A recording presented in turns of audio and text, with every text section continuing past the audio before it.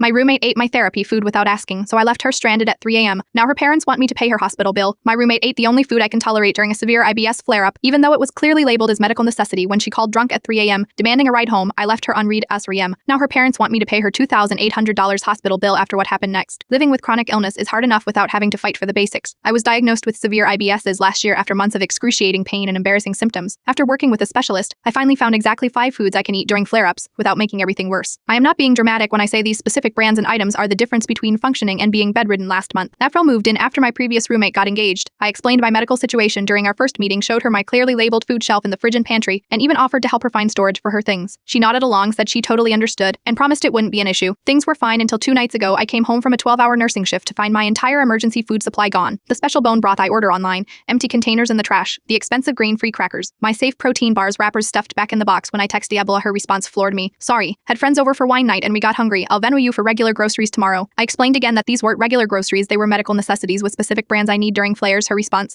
food is food, just eat something else until I can replace it. I was in the middle of a severe flare-up, exhausted from my shift, and suddenly had nothing safe to eat in the apartment. I ended up curled around a heating pad, crying from pain and hunger because I couldn't risk eating anything else. At 3:17 a.m., my phone lit up with Aver's call. She was drunk at a club downtown, her friends had left her, and she needed me to pick her up immediately. I stared at my phone, still in pain, and made a decision. I left her on read and turned my phone off. The next morning, I woke to 14 missed calls and a text from an unknown number minus errors mom pertinely. When I didn't answer, Athirl tried walking the 4 miles home alone, passed out from intoxication on a side street, and was found by a police officer who called an ambulance. Now she had a $2,800 ER bill for monitoring gingival fluids. Her parents are calling me vindictive and dangerous for not picking her up, saying I put their daughter in danger over some snacks and demanding I pay the hospital bill since my petty revenge caused this situation. I blocked their numbers, but Ampho left a letter on my door yesterday saying she'll pursue legal action if necessary. Some people think medical necessities are just preferences that can be ignored when inconvenient. Others understand that respecting health boundaries is non-negotiable. I know which kind of roommate I want to live with, and it isn't someone who puts me in pain and then demands rescue at 3 a.m. I've already submitted my 30-day notice, and yes, I've hidden my new emergency